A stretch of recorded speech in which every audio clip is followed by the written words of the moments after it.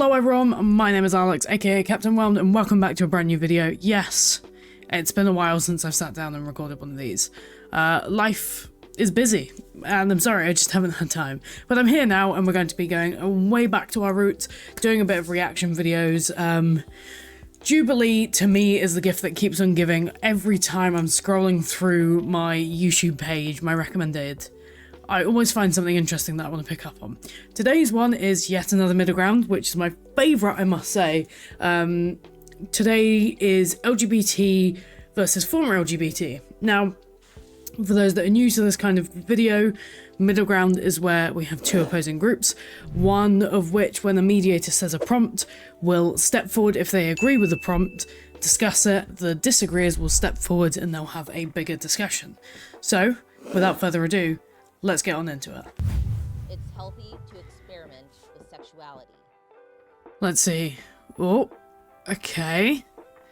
I'm assuming these are... I've experimented. Straight out the bat, I'm assuming the people that are stepping forward first are the current LGBT group. I may be wrong, but it's good to see they're all stepping forward. I absolutely 100% agree. I mean, it comes down to the argument of how do you know you don't like something if you don't try it? Yes, there are going to be some things that, you know adamantly you definitely don't want to do, and you definitely won't like, but something like, I don't know, if you ever start questioning your sexuality, maybe exploring it is a good idea and not just suppressing those feelings, but let's see how this goes. With women and men, and I found myself attracted. Oh, there we go. I was right. More to men, so like a 75-25, I guess I would say. It was a very fulfilling experience to know who I was and why I was feeling these attractions, and if these attractions were like valid, like or they were like really grounded, and like how I was really feeling and stuff like that. I do want to say that percentage thing. I remember when I was younger, trying to like quantify when I identified as bisexual, trying to quantify my bisexuality of being like, oh yeah, it's not quite a 50-50 split. It's like 75%, like, I think maybe at the time it was 75% men, 25% women, and then it just like kept switching. So it's funny to see that people still do that. People try and quantify it when realistically, like, if people are like me and a lot of others I know, we're attracted to people no matter what. Like, there's not necessarily a specific percentage for gender identities and whatnot. For a lot of people, I believe that they are very much on the straight end of the spectrum or the gay end of the spectrum, talking sexuality-wise. For a lot of people, there is ambiguity in between. Yes. In our increasingly open and inclusive world, there is now space for people to say, well, if I'm not on those poles, then maybe I need to figure where out do they myself. fit? And I think absolutely. My greatest harm and trauma in life came from being a part of a church who, when I started to realize that I didn't align with heterosexuality in the way that I was taught I needed to, said there is no experimentation, there is one way for you to be, you have to be straight. Oof. And in order to not be the straight, church. you should go to conversion therapy, XYZ. That's... I don't know when this was, but to me, it's genuinely baffling, the idea that conversion therapy is still a thing and still legal in some places in the 21st century. Is there any scientific proof or any proof that it actually works and doesn't just severely harm people and just traumatize them for the rest of their lives? Because I've read so much media, well, I assume a lot of the media that comes out about conversion therapy would be anti-conversion therapy, but I remember a film, and it was a book previously, I can't remember what it was called. We'll put a picture up on the screen when I do remember it in editing. And I remember it was about conversion therapy, and that film left me absolutely scarred. The book left me absolutely scarred about it, because it's terrifying. The methods that they go through during conversion therapy are things like waterboarding. They will electrocute you. I don't know, if lobotomies were still real, they'd probably still real. If lobotomies were still legal, they'd probably try and lobotomize you. Like, it's mad to think conversion therapy and like the pray the gay away thing, is actually a thing still. It's so upsetting to think that it still happens and still goes on. Very objectively harmful. It caused me objective harm. And I think it's such a great thing now that we live in an era where we can tell kids and youth as they're coming into puberty, there's not a mold for you to fit into. No. You are created, beloved, unique. Figure it out. Figure out what nice. works for you. I like this rhetoric. I mean, it's healthy to try things out while simultaneously being deeply connected to yourself. Yes. And listening to your soul and your heart and the divine that is within you. That's how we learn as people. That's how we were created to learn, is to try things out. Now, if you're going over a boundary of someone else or an internal boundary that you have and you're shutting There you go, then don't do it. that's where harm comes. Yes. And you could harm yourself or harm someone else. But if there's a consent happening, how beautiful that you could be listening to yourself and honoring yourself and honoring someone else while learning about yourself. Absolutely. Nothing wrong with experimenting with, you know, your identity, sexuality, your gender expression, as long as you're not hurting yourself or hurting anyone else around you. What's wrong with it? Go for it. Live whatever life experience you want to live. I tend to be kind of like what you were saying, Brandon, more on the very gay side. When I was young, I kissed a girl and I didn't like it.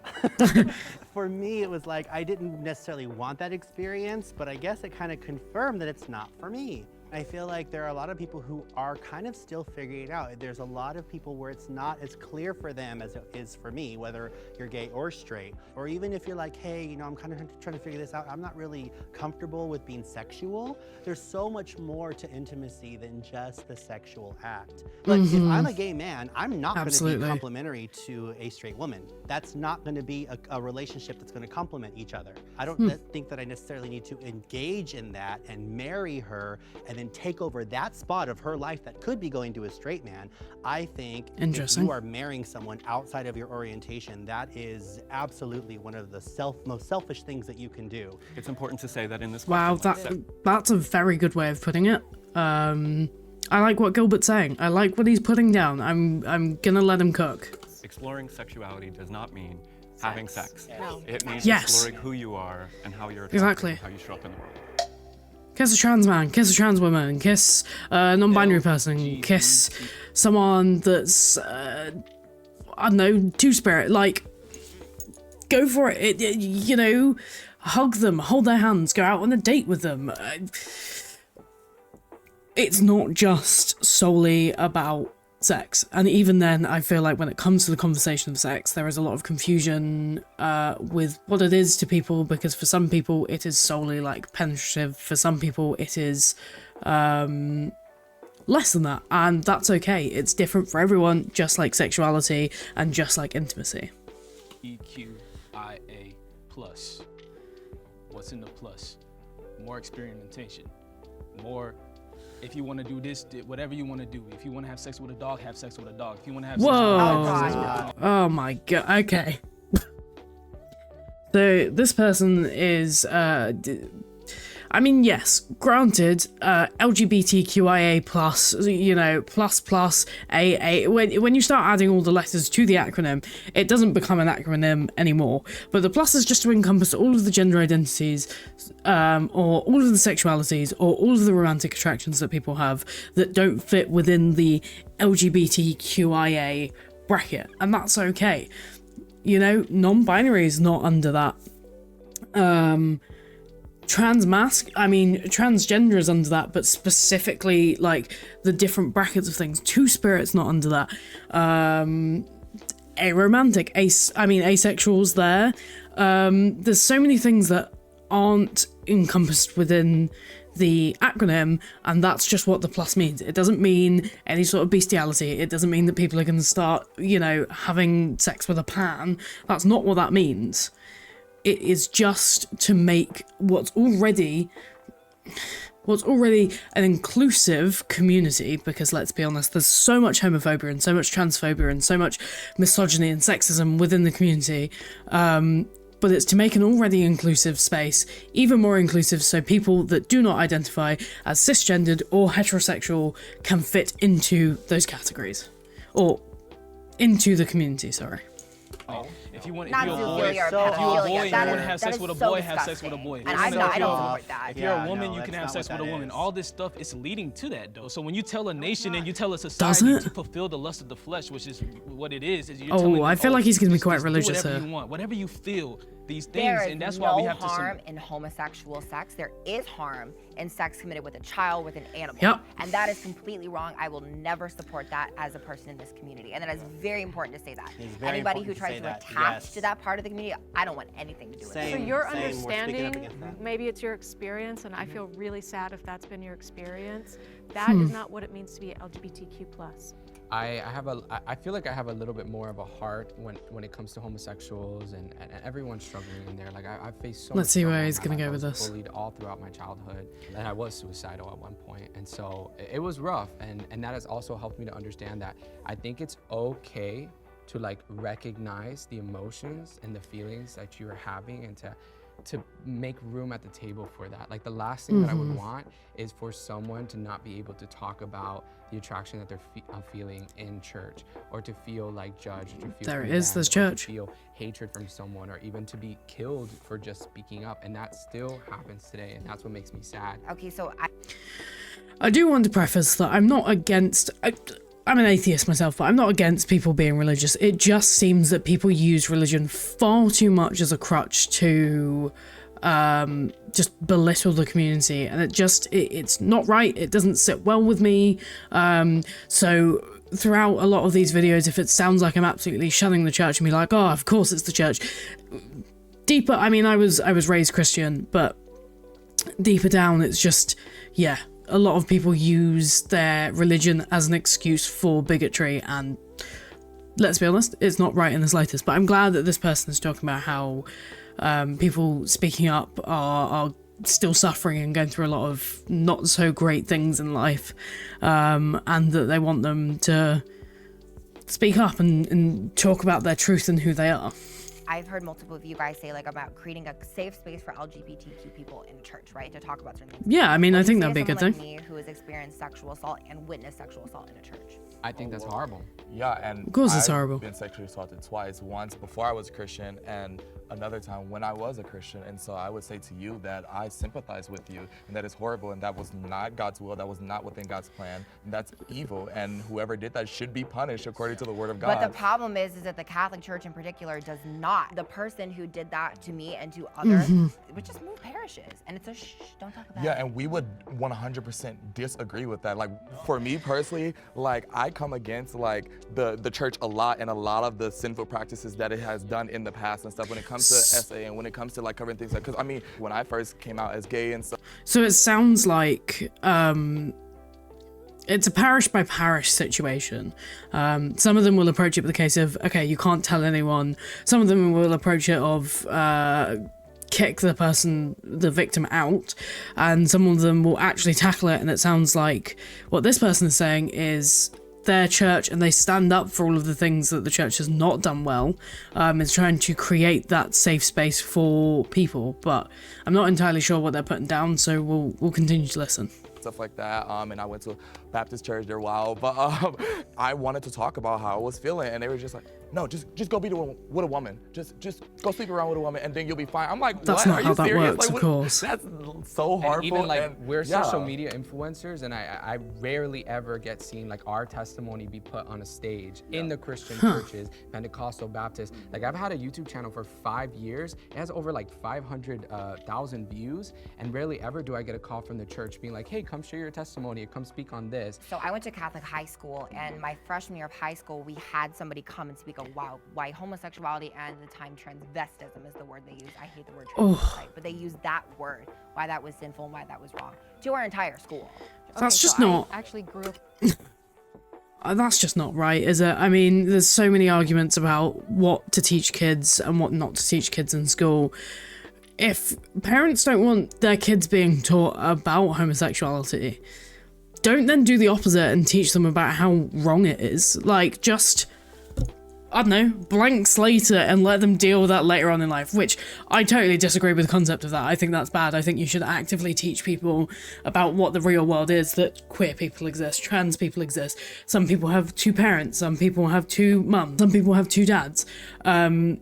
that should actively be done, but it shouldn't go of one of the two extremes of teaching kids about, you know, gay sex versus teaching them that they're absolute sinners. Like, anyone that identifies outside of heterosexual is an absolute sinner, and they're going to burn in a fiery pit of hell for the rest of their eternal existence in the underworld, or whatever the belief is.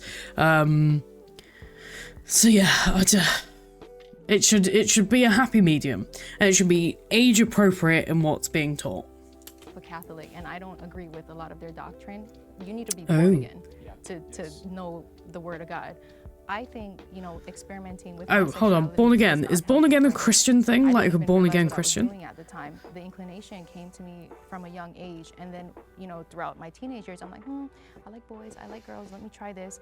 But later in my years, I dealt with so much anxiety. I dealt with a little bit of depression because of like the stress of going to school. And when I went through my deliverance, I didn't go into my deliverance being like, oh, I need to be delivered from being a bisexual. I went into my deliverance wanting to be set free from what's a deliverance and doubt and, you know, all those things. And so, you know, answering the prompt, I don't think it's healthy. I would agree with the prompt and disagree with the prompt at the same time. Oh. Agreeing in a sense of like, middle. If you're not religious at all and stuff like that, I think you have free reign to do that, experiment and do all. But if you are less so, and find out like who you think you are and stuff like that, and experiment in that way. But I do say, if you are claiming to be a follower of Jesus, or like in the context of like Christianity and stuff, like I do say that like the Bible would come against like you trying to like, you know, go out there and like have like your experiences and do this and experiment with interesting. God. Like no experimenting here. Like, you're called to follow the scriptures. You're called to be led by my Holy Spirit and to submit to me ultimately and stuff. And whatever that looks like for you, that's, if we're calling ourselves followers of Jesus, Jesus should be the standard of who we are following and who we should submit our lives to.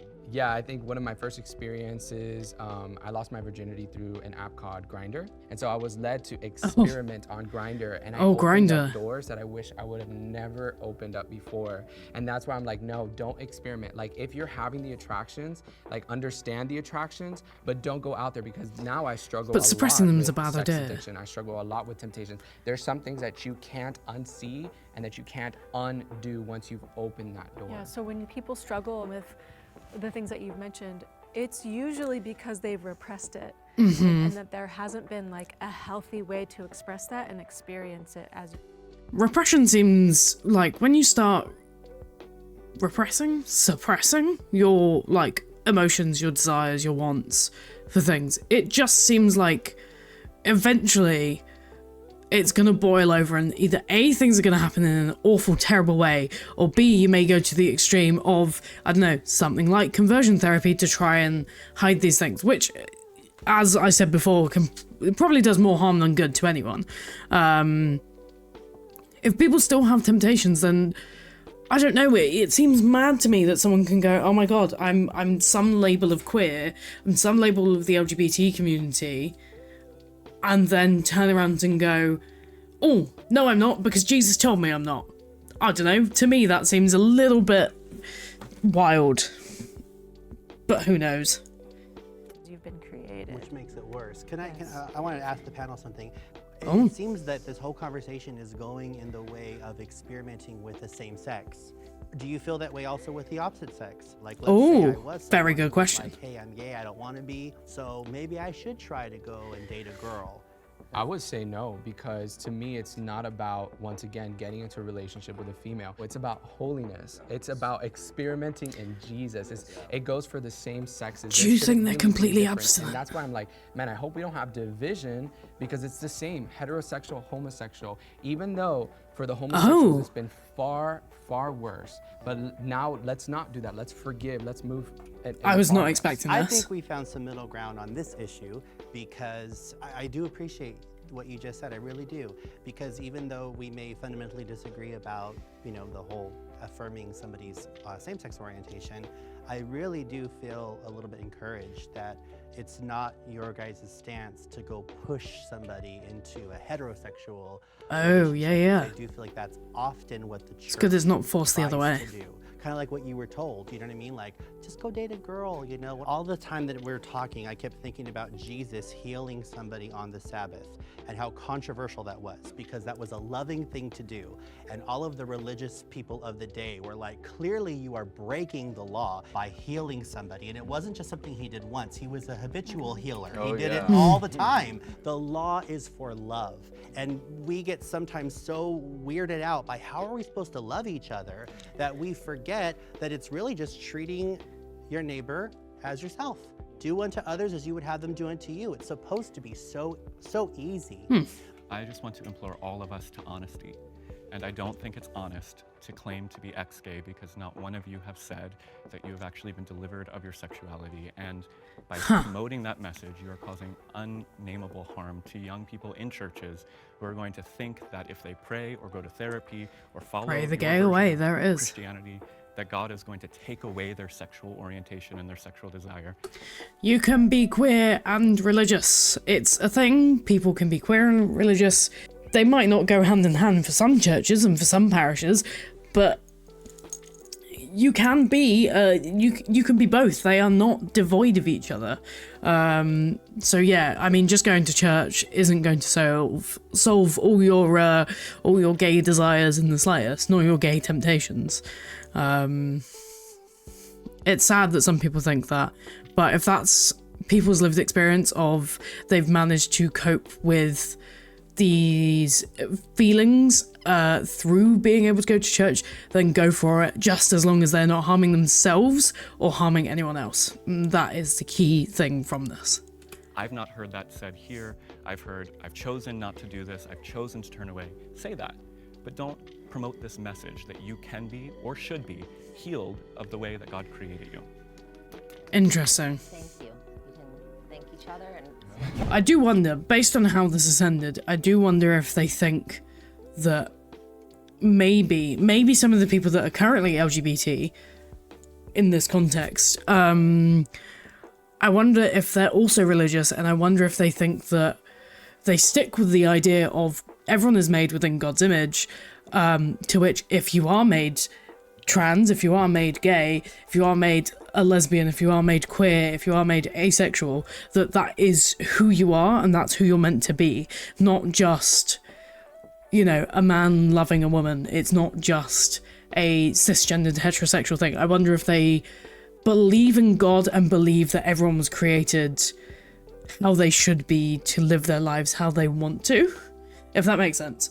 But that's all we've got for today's video. Thank you for joining me along with this ride. It was interesting to see that this turned into a very religious conversation for this prompt. So if anyone is religious down in the comments, tell me what you think. Tell me how queerness and religion go hand in hand or don't go at all within your religion. I would love to know.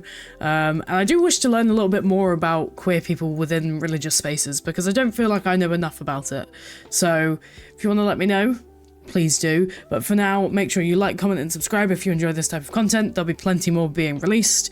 I've been your captain, and I will catch you in the next video. Goodbye.